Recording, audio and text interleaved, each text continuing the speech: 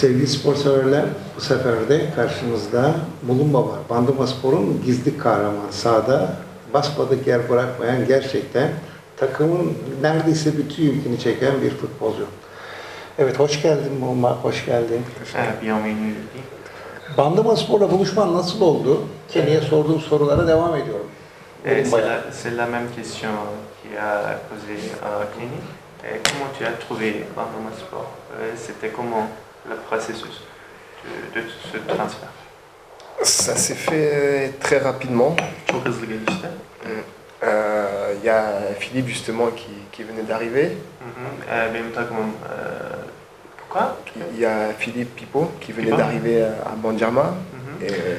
O yeni gelmişti Kenny o başladığımız zamanlarda. Et le club avait déjà vu des vidéos de moi. Kulüp de benim videolarımı görmüştü.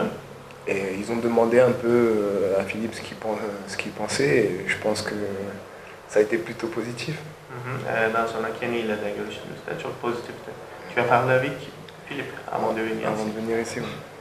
Evet, yine bir başka sorum. Demokratik Kongo, Fransa ve Türk futbolunu karşılaştırır mısın? Est-ce que tu peux comparer ces trois pays, le football, Congo, France et la Turquie? Oyun anlayışları bakımından. Dans le jeu sur le terrain. Moi, mon avis ici, il est très positif. Benim görüşüm çok pozitif. Très positif parce que les gens ici ont l'impression que en Turquie, les joueurs sont moins bons qu'en France, moins bons qu'en Belgique, en Angleterre. Mais c'est pas vrai. Diyor ki buradaki insanların şöyle bir algısı var. Hani burada oynayan futbolcular sanki Fransa'daki oynayanlardan, Belçika'da oynayanlardan daha sanki düşük kalitedeymiş gibi bir algı var ama bu kesinlikle doğru değil diyor. Çok güzel. Je pense que techniquement, l'année dernière j'ai évolué en Ligue 2 française.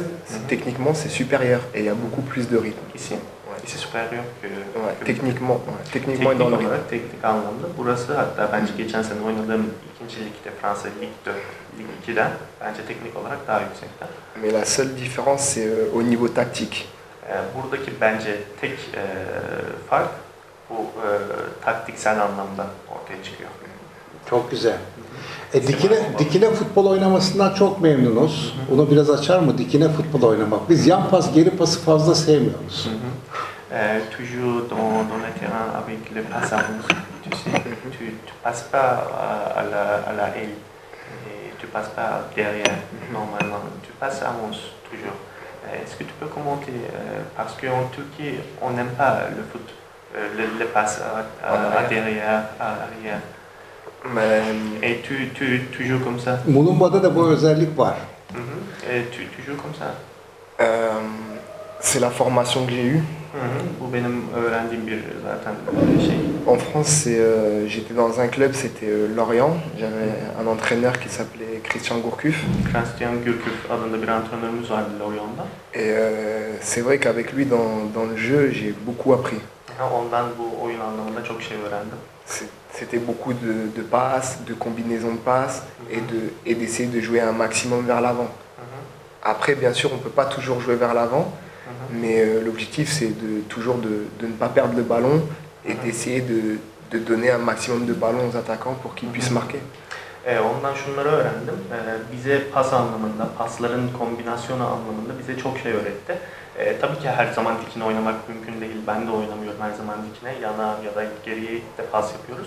Asıl benim mentalitem topa sahip olmak, kolay kaybetmemek ve mümkün olan en kısa şekilde ve en çok şekilde önümüzdeki oyunculara topu atmak. Şöyle de kendisine 6 numara ama 10 numara tadı veriyor zaman zaman. Normalement tu es numéro 6, mais de temps en temps tu joues comme numéro 10. C'est un peu le nouveau rôle des milieux de terrain, c'est que le football évolue constamment. Futbol evrimleşti artık, yani bizim geldiğimiz noktada da artık bu şeyler normal, altında olmalı. Yani bizim göz bebeğimiz, gizli kahramanımız Mulumba. Précieux et tu es la héros héros caché de cette équipe. J'essaie de faire de mon mieux. Yapabildiğimin en iyisini yapmaya çalışıyorum. Peki. Bulunma boş zamanları nasıl değerlendiriyor? Kitap okuma, müzik dinleme, Qu'est-ce que tu fais film dans seyretme. le temps libre? Tu écoutes de la musique ou tu regardes le film? Tu lis livres? Moi, je suis quelqu'un qui aime beaucoup rester à la maison. Ben de evde kalmayı çok seven birisiyim. Je sors pas énormément et j'ai mes enfants aussi. Donc c'est vrai que ça prend pas mal de temps. Çok fazla dışarıya çıkmıyorum. Evciydim diyor. Oldukça fazla dışarıya çıkmıyorum ama 3 tane de çocuğum var zaten. Maşallah. Çocuklarımla evde kalıyorum diyor. Onlar da topçu yapmayı düşünür mü? O zaman Tes fils, tu as une plan Futbolcu. de faire les footballeurs. Ils jouent déjà au foot, ils aiment Ils beaucoup vont le devenir foot. footballeur. J'aimerais bien, après ils choisiront. Umarım diyor. inşallah. Takımdaki en şakacı arkadaşı kim? Qui est le plus drôle, plus amusant dans cette équipe? Il y en a beaucoup. Ya birçok var. Il y en a beaucoup. Efendim? Birkaç kişi değil. Yani bir kişi değil birden fazla var. Aklına geleni söylesin. Mais, Kim o? mais j'en citerai deux ou trois, je dirais Lokman, 2 veya 3 kişi sayacağım diyor. Lokman, Lokman, Okan et un troisième Landel. Lande. Niçin bunlar şakacı? Mais pourquoi? Lamdel, Okan, Ok. C'est Lokman. c'est leur manière d'être. Ils sont quelqu'un. Ils sont toujours joyeux et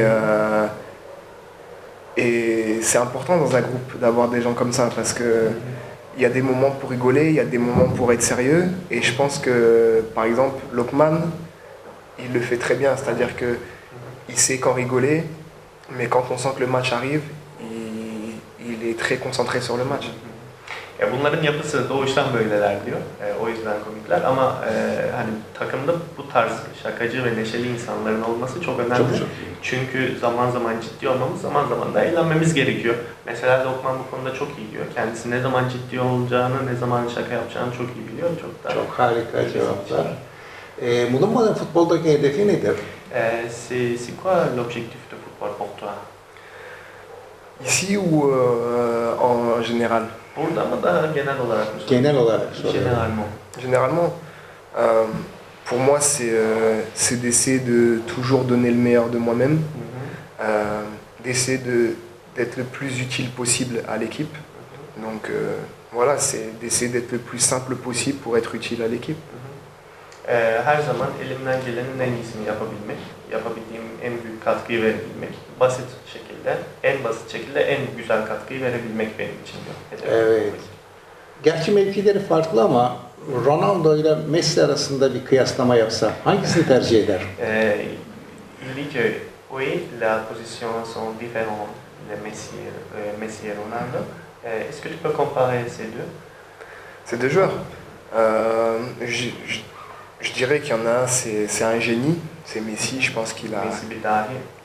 il a un don, c'est comme ça. Et Ronaldo, c'est du même niveau que Messi, mais lui, je dirais que c'est plus dû au travail où il en est. Messi zaten bir dahi diyor. Değil mi? Ronaldo onun seviyesine gelmiş bir kişi. Daha çok çalışıyor. Il travaille beaucoup. Il travaille beaucoup. Daha çok çalışıyor Ronaldo. O şekilde. Son soru.